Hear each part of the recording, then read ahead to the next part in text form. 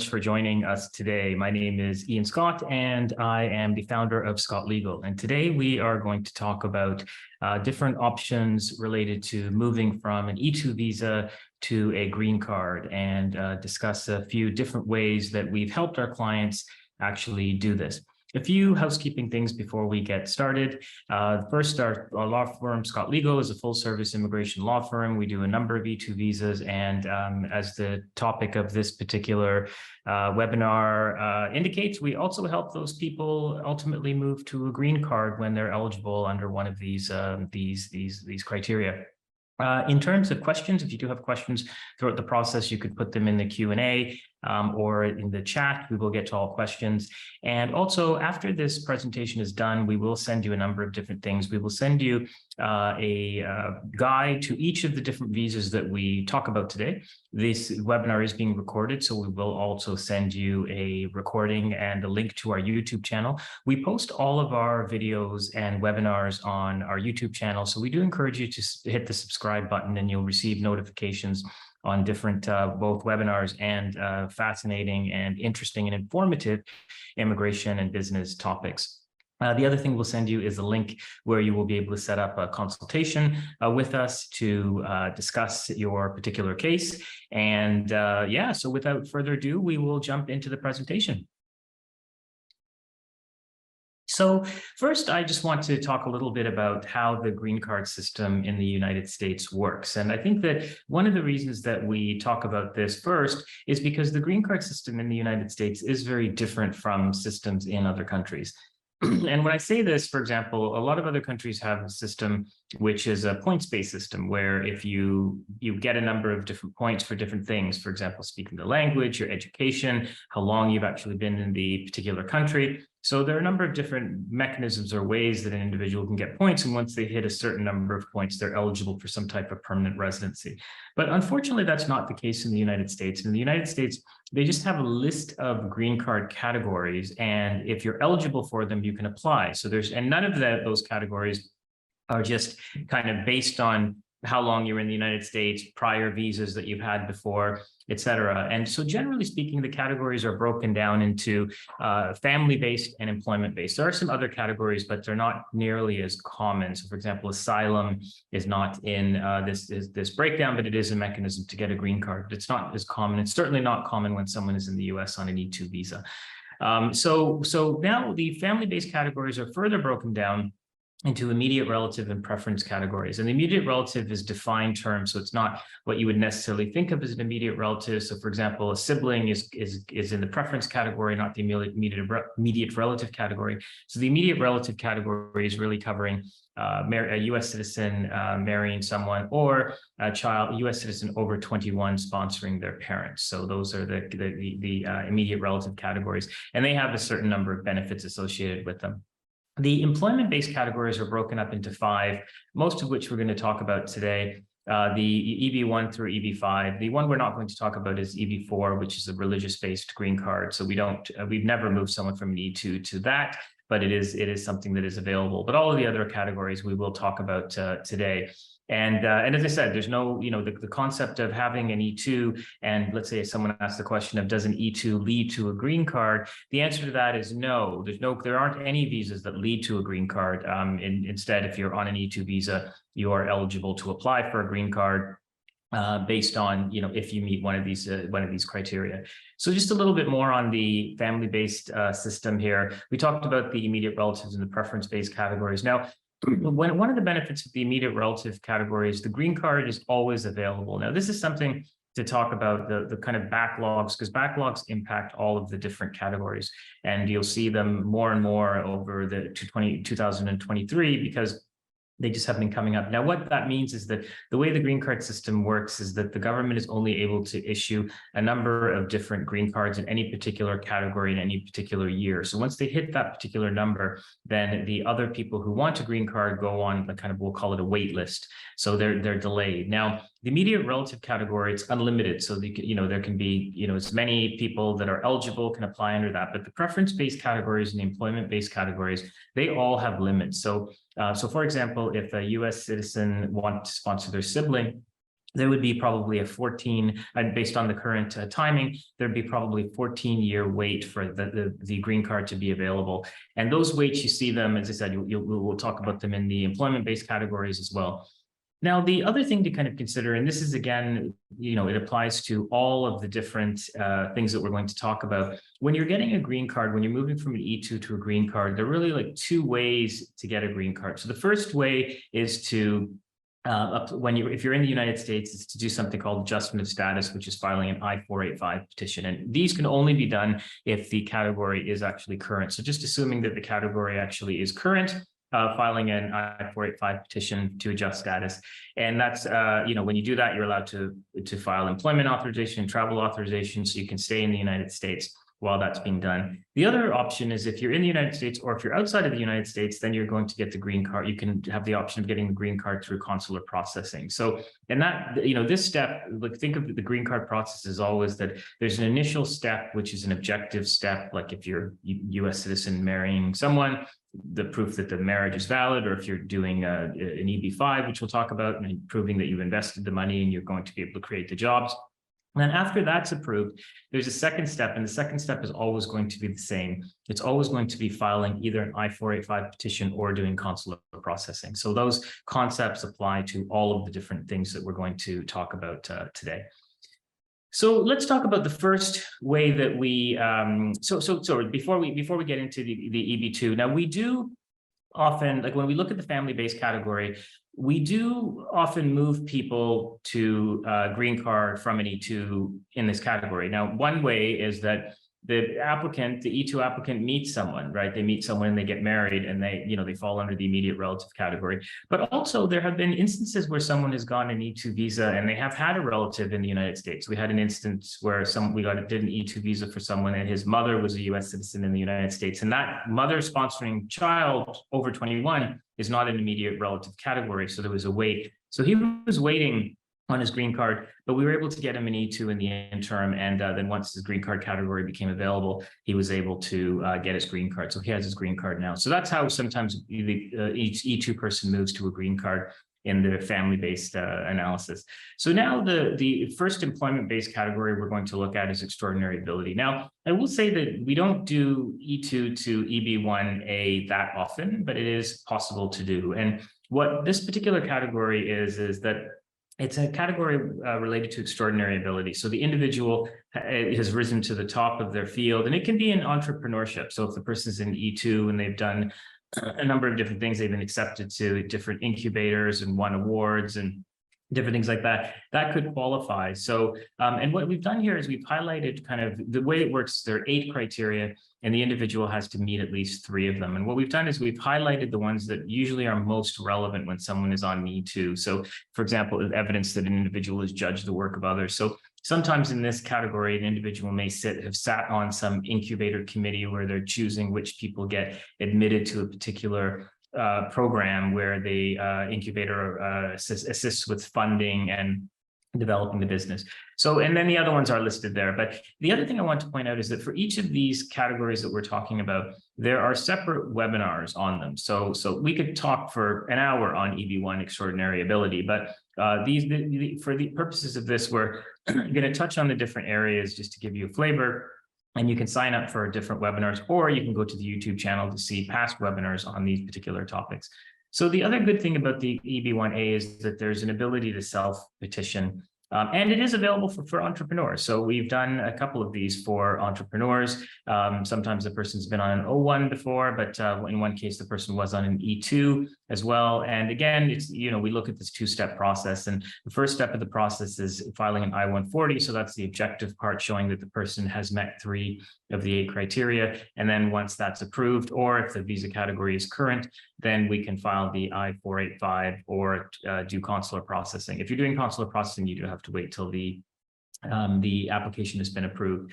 But if you're doing an adjustment status, if the I-140 is pending and the visa category is current, you can still file the I-485.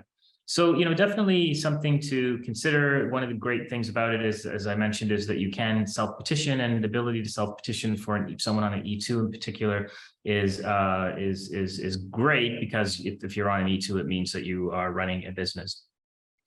The next category that we're going to talk about, and this is probably one of the most popular categories where we move people from E-2 to a green card, and this is the EB-2 national interest waiver. And what this, with this category, it really opened up in 2017, the end of 2016, beginning of 2017, based on a case called Danisar. And the particular case was a case that specifically mentioned that entrepreneurs are eligible for the EB-2. And then subsequent to that, the government has produced some documentation and policies that, again, support that entrepreneurs are eligible for national interest waiver. And what the idea here is that there are kind of three requirements. One requirement is that the endeavor that the person's coming to do, so let's say they're coming to set up or start a business, is of national importance and substantial merit. Now, so we could say that the fact that the person's coming to the US to create jobs is nationally important. We could say the economic impact, and we could also shape what they're doing, like depending on what the individual is coming to the US to do, we could point to that and say that that actually is in the US benefit as well. And sometimes we may use a combination of these arguments.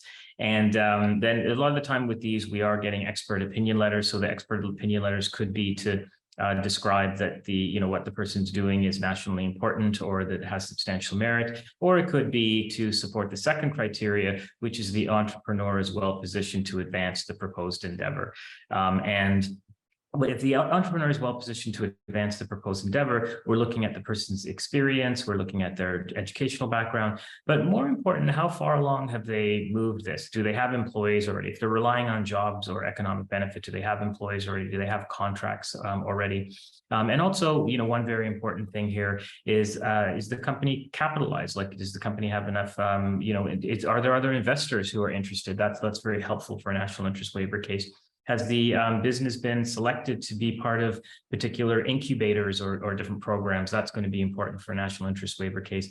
And then finally, what's going to be important is that the person has some track record of successfully turning a business around. And again, that's if you are relying on the argument that the person is creating jobs. But as I said, a lot of the time we'll use a combination of arguments that it's job creation and maybe other things as well to make the argument. And then the third requirement for national interest waiver is just that on balance, because the government has said already that they have a compelling national interest to, protect US jobs. And that's why they make people go through the labor certification process and prove that they can't find a qualified U.S. worker. And with that, if you can now argue that, well, there is this compelling interest for the government to protect U.S. jobs. However, entrepreneurs can't go through that labor certification process. And the other argument you could make is that, the entrepreneur is creating US jobs as well. So that seems to work quite well, moving people from E2 to EB2. Now, the other kind of thing you have to consider is that EB2 is broken up into two areas. It's one area of a company sponsoring you for a green card. So obviously your E2 company can't sponsor the owner for a green card. But the other area is the national interest waiver. But EB2 generally has a threshold requirement. And that threshold requirement is the person has to have the advanced degree, which is a master's degree or higher or equivalent. And the equivalent is bachelor's degree plus 5 years of progressive work experience, or they have to have exceptional ability. And this is different from the extraordinary ability we talked about in the last slide, but there are a list of 7 criteria and the applicant would have to meet 3. And these are OR tests. So if you have a master's degree or a PhD, and it doesn't have to be from the US, then you stop there. You wouldn't have to do anything else. It should be in a related field, but you wouldn't have to do anything else. But then let's say someone who just had a high school degree, then they wouldn't qualify under advanced degree or bachelor's plus 5. So in that instance, you would have to start looking at the ability to do exceptional ability in that instance. So again, though, the national interest waiver, we have full webinars just on national interest waiver that go for an hour. So it's definitely it's a great way to move from an E2 to a green card, and one that we normally assist our clients with. So the next one is a company sponsoring you for a green card. And as I said, your company, your E2 company can't sponsor you or your spouse for a green card, right? That's not permitted under the rules. If the relative is more distant, you could try it. You may run into difficulties, but it's possible. But it is possible. But you can't sponsor your spouse and you can't sponsor yourself. But what we have done in a lot of cases is the spouse is given work authorization when you get an E-2, so he or she is able to work at any other company. And what we've done in a number of instances is the company that the spouse works at, they have sponsored the person for a green card, at the spouse for a green card, and then when the spouse gets a green card, the primary applicant, the investor, is going to join in that process. So that is something to consider, and that is a way. And there's a whole perm process, and we have separate webinars on perms, on kind of what is required for a company to sponsor you for a green card. But we've put some bullet points on the slide. But as I said, if you are a spouse and you have an employer that is willing to sponsor you for a green card, definitely sign up for one of those so that you can get more information. So another way that we often move people from E-2 to a green card is through EB-5. Now, EB-5 is it's probably the big sister or big brother of E-2 because it's a visa based on investment, and it's a green card. So what this one requires is that you invest $800,000 or $1,050,000, and it can be, the idea that you're investing in a new commercial enterprise, but it's an enterprise that was created after 1990. So it can be your E-2 enterprise that you've already created, even if the E-2 enterprise has been running for some time. So, the key, the difference between the 800 or the larger amount is that you are investing in a targeted employment area, which is either going to be an area where the unemployment rate is 1.5 times the national average, or an area that is a rural area. So that's going to be based on the population. There are specific, investment that can be included. I just did a webinar the other day, I think it was on Monday, on EB-5 and what's required for EB-5 direct investment, and that is on our YouTube channel already. So definitely, kind of take a look at that, and you can see the difference. We go through this in a lot more detail in that webinar of which investments can be included. The investment does have to be investment and not what's called retained earnings. So if you have an E-2 business and the business, let's say, made a couple $1 million in profit, and then you just left it in the business and then started spending it the next year, that wouldn't be considered an investment. The investment has to be your personal investment and be invested, come from you and invested into the firm, into the business. The source of funds is a big thing with EB-5. It's nothing like E-2. E-2, we pretty much gloss over source of funds unless it's a USCIS filing. And so, but you really do have to show where the money came from, and it is quite an extensive exercise, exercise showing that.